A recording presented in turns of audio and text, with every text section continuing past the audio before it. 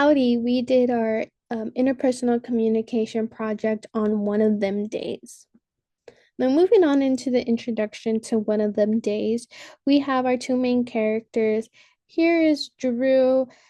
She works night shifts as a waitress. She is a very hard worker, very responsible, and during her many years working in the service industry, she finally got an opportunity for an interview to become a manager at Frisco Capital. While here, Alyssa is an inspiring artist slash painter. She's more chilled, laid back.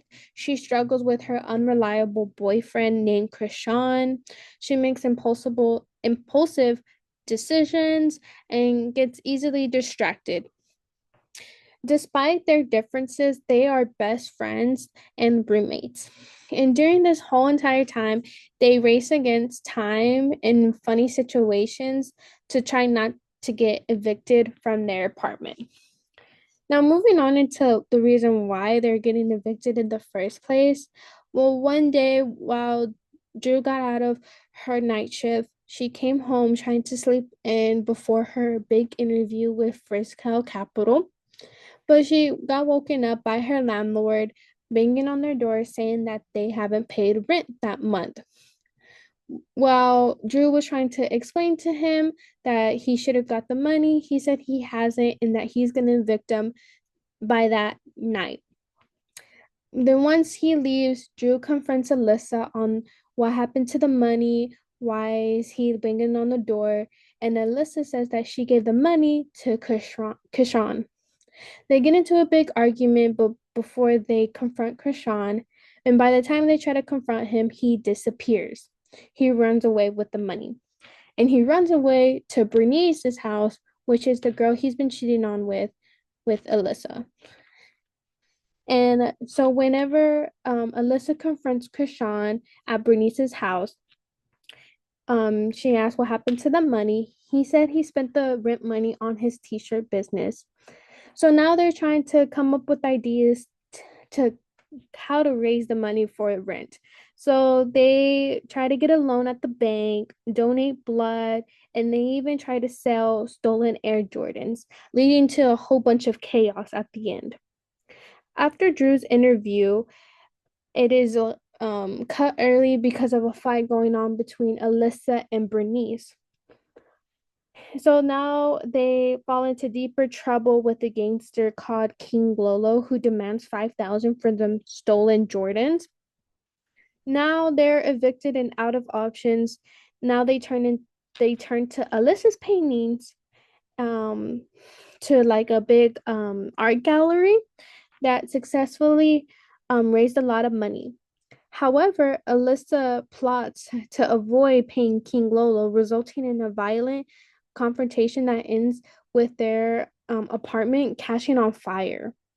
In the whole aftermath, after the big fire, they get rescued by firefighters, and Alyssa finally ditches Krishan. King Lolo gets arrested because he didn't pay his loans.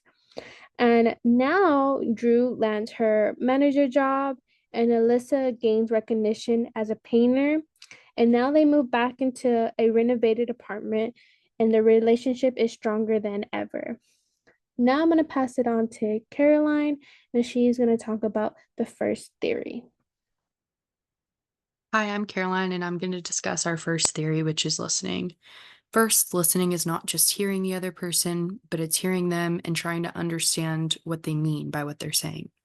So, the first listening style I'm going to talk about is task oriented listening. This person sees listening as part of a transaction. They want to gather information from what the other person is saying to make sense of the meaning. They want to learn from them what the meaning is and then choose how they respond. Drew displays this listening style. The other is relational listening style. This person emphasizes concern for other people's emotions and interests. Alyssa displays this listening style. So the first scene I'm going to talk about is Drew and Alyssa talking about Drew's upcoming job interview. You're the perfect candidate to be a corporate franchise manager. I think I'm the perfect candidate. Don't say you think, so you are. Okay. Well, sir, I am the perfect candidate because I've served many an omelet. I have dealt with many customers, drunk, high, sleepy, you name it. I've opened, I've closed, I've created the wheelchair section and made sure that the store was ADA compliant. Damn. Should have had about 10 norms by now. Girl, I gotta work my way up. People at this level have degrees and I still have 15 credits left. I'm just happy that they let me apply. First off, greedy. Second off, that's what they want you to think, okay? They can't control you when you know your worth. Honey, it's in here. Okay. Have you ever seen your manager do anything you cannot do? No. Exactly. They need to stop putting all that work on my girl without the proper promotion, okay? You been that girl. Been that girl. You know, you gotta walk in your purpose. So, throughout this interaction, both women show critical listening, which is listening with the goal of evaluating or analyzing what one hears. Alyssa, in this instance, shows her relational listening style because when listening to Drew, she understands that Drew is feeling really anxious about this upcoming interview. She might feel a little bit of imposter syndrome, and this fuels Alyssa's response. She decides that she's going to give her some advice to tell her to speak more determined to her employers. And she's also going to build her confidence by letting her know how qualified and deserving she is of the position.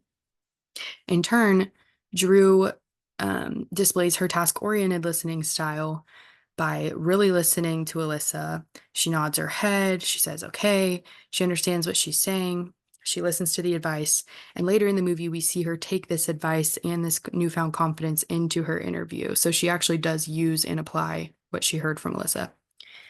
Now, the second scene I'm going to talk about is after Drew's interview, Alyssa sends a text that lets Bernice know where they are. Now, Bernice is looking for them because she's angry. So Bernice shows up and attacks both of them and steals their money. Additionally, Drew's boss or her potential bosses see this, which ruins her interview essentially. So this creates a lot of tension between the two. And they start to argue. You see the downfalls of their listening styles. Drew gets really upset with Alyssa because she just does not understand how she could have let this happen. She doesn't understand why she would do something so dumb and ruin this all for them. Alyssa then in turn gets really upset that she's not understanding that she didn't mean to do it. She feels like she's not heard. They're both getting really upset with each other. They start firing insults. And here you see some weaknesses in their communication. So they both display rebuttal tendencies, which are disrupting our listening in order to debate a speaker's point in our mind and formulate our reply while the person is still speaking. In other words, they're not really actually listening to what the other person is saying. They're only thinking about what they should say next. The next is closed-mindedness, the tendency to not listen to anything with which one disagrees. They both do not agree with the other's point of view. They're very angry and they don't listen at all. So they just completely do not have effective communication in this instance. By the end of the movie, they do make up and their communication is repaired. But yeah, that's all I have for listening styles. Hi, so for theory two, I'm going to be talking about in groups and out groups, and we're going to dive into how these ideas are explored in the movie One of Them Days, particularly through the relationship between Drew and Alyssa. So Drew is a more hardworking, kind of focused on her career, driven woman. On the other hand, Alyssa is a more relaxed and artistic and has a more laid back approach to life. So, despite these differences, the Drew and Alyssa are best friends and roommates, which kind of puts them in the in-group category. So they have this close bond, they share a living space, and they support each other. Therefore, they're an in-group. And however, the way they communicate with each other, as well as like the differences in their lives, how Drew is more professional and driven, and Alyssa is more artistic and out there and laid back, that's their out group. So throughout this little presentation of the theory, I'm going to walk through their dynamic and everything you need to know about their in-group and out-group. So the first thing I want to talk about is in-groups and using humor as a communication tool. So one of the first examples of the in-group relationship between Drew and Alyssa is in the beginning of the movie when they're not having enough for rent money and they're at risk of being evicted from their apartment by their landlord. So they're trying to come up with ideas of how to make money. And Alyssa comes up with kind of a goofy idea and she says, let's just sell a kidney while we're at it. Or Drew says, let's just sell a kidney while we're at it, and Alyssa laughs. So even though they're in this serious situation, they're sharing a little bit of humor and trying to lighten the mood. So I think that's just an example of how being in an in group, you can ease tensions in these serious situations by using humor, and it's a valuable communication tool. The next thing I want to talk about is out groups and how it can leave people feeling like an outsider. So you can kind of see out groups in the movie through Mama Ruth, which is this character down here. So Mama Ruth is an older lady who runs a store out of her apartment complex, and the customers that come and buy from her are kind of from a different demographic. They're from the community around, so there's a lot of like hustlers and yeah, just people from their community. So Drew goes into the store and she's kind of dressed in her more professional attire, being herself. And Mama Ruth makes a joke and goes, "Y'all too bougie for this corner." So it's kind of just inferring that Drew doesn't fit in with the more laid back and different vibe of the community, which can make her feel out of place. And it's a sign of her being in an out group and a out group experience in the community. So the next thing I want to talk about is loyalty between in-groups. One of the most powerful parts of the movie is how loyalty to an in-group can impact the decision making you see throughout the movie. So Drew feels this deep loyalty to Alyssa, even throughout the movie, as Alyssa's actions and decisions can cause a lot of problems as they're not able to get their money or they lose their money. So there's a point in the movie where Drew is questioning whether she's being too harsh on Alyssa, and she says, "I can't keep fixing her messes, but what if it's different this time?"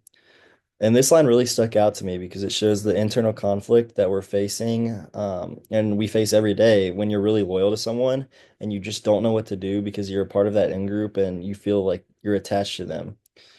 So you can kind of see how Drew feels torn between holding Alyssa accountable and supporting her as a friend. And I feel like this loyalty to an in group can make us hesitant to set boundaries or challenge others because we don't want to hurt their relationship.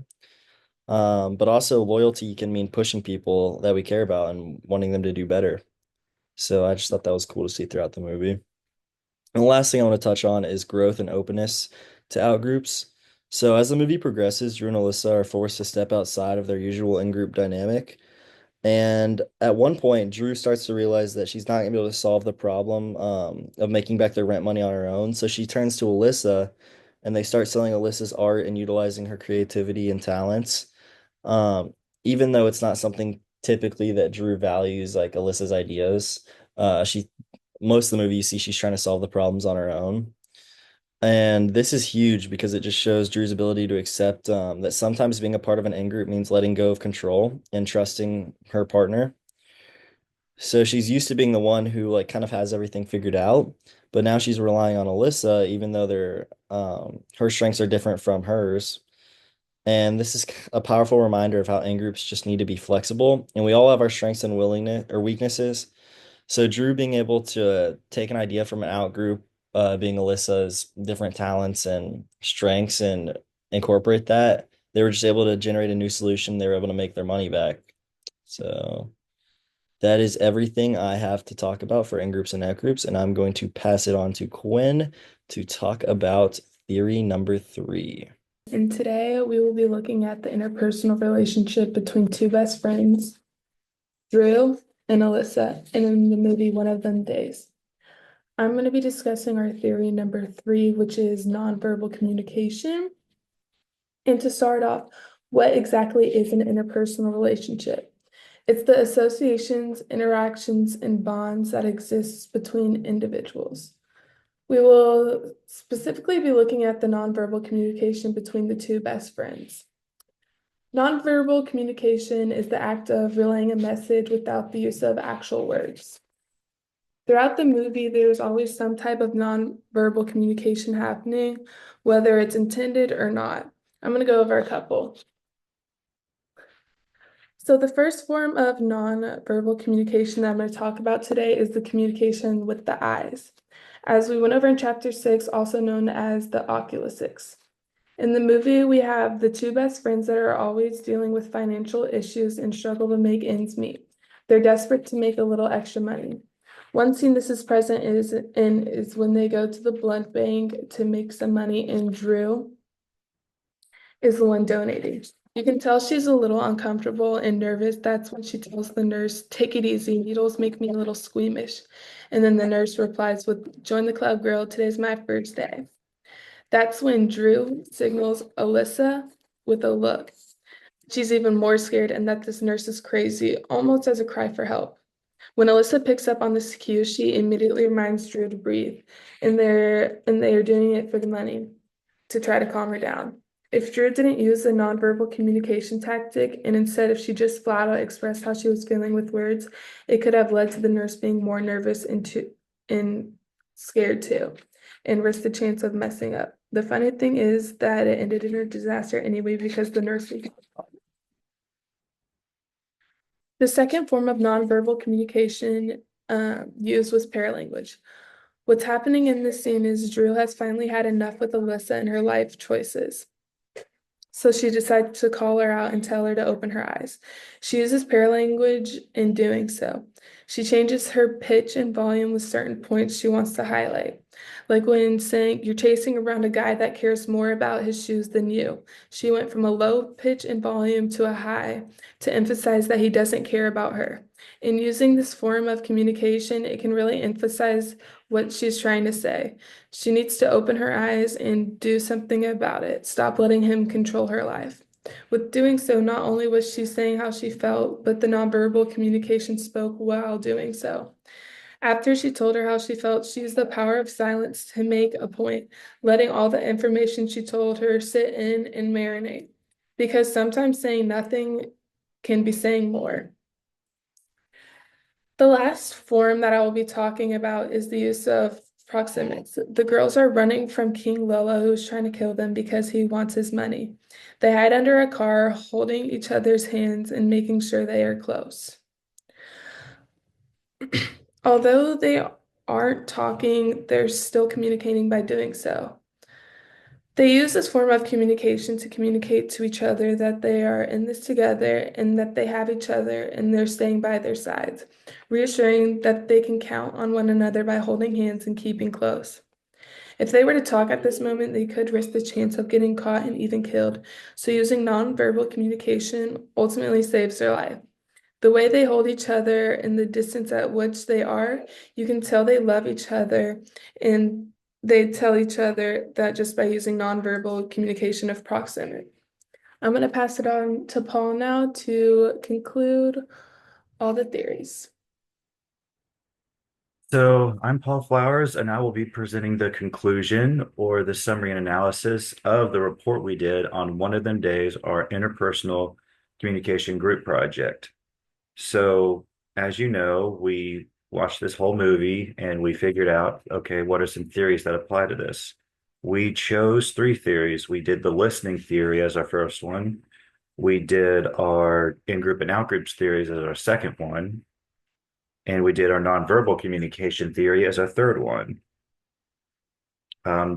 What we can gather from both the content of the movie and the three theories listed above is that Drew and Alyssa have used an unwanted ordeal to grow closer together and resolve many conflicting personal differences along the way. The ordeal of Drew dealing with Alyssa's misjudgment regarding the rent money led to her, ironically, gaining a newfound appreciation for her friend. And the reason that she got newfound appreciation is because she listened to her friend. When her friend made a mistake, Drew listened. Listening fosters connection and communication. That's really important. And Alyssa showed herself to be very persistent to fix her lack of judgment by climbing up an electric pole to get a $1,500 pair of Air Jordans off the wire, at the cost of getting herself electrocuted almost. She also shows an instinctive appreciation for the well-being of Drew. When Drew's getting far too much blood drawn, Alyssa steps in, and just for context here, she got her blood drawn because, this was before the shoes. She was trying to make money for, her rent, which was missing. But anyways, the blood draw failed, but they were helped each other out. And, there's in groups and out groups as well. So you have, Bethany, who is the friendly roommate of Alyssa and Drew, and she is very important because she's nice, she's open, and she spots Alyssa's talent for painting, and this allows Alyssa to sell her paintings for a reasonable price and be able to pay the rent, as as anyone who watched the movie will know at the end. There's positive outgroup relationships and there's negative outgroup relationships because there's Bernice is who is the girlfriend of the guy. Well, okay, so Bernice is, let's just say she's a very vicious character. And she took the $1,500 and beat up Alyssa because of beef they had. And so there's the negative aspects too, but they all play a role in the character development of Drew and Alyssa. And for the third theory, I mean, let's see, we have nonverbal communication. Okay, people. So this is like African American culture, that always had a big culture of gestures, song, dance, they did a very good job of creating this. And you can see this in the gestures between Drew and Alyssa, the implicit glances, the finger gestures, the, body movements with emotional expressions. And this is one of the ways they trust each other to communicate in hard situations, like when they're fleeing from a pursuer or someone like King Lolo, who is a gangster who the shoes belong to. They had to deal with him towards the end of the movie, so they had to communicate with each other there. I think if there's anything you can summarize completely from this and the theories is that humans are complicated creatures. That's why we have theories. Always have the backs of those you care about, like Drew and Alessa did for each other. And the third thing is that with friendship and understanding, you can navigate almost anything life throws at you, even if it's unpaid rent and pissed off gangsters. Thank you.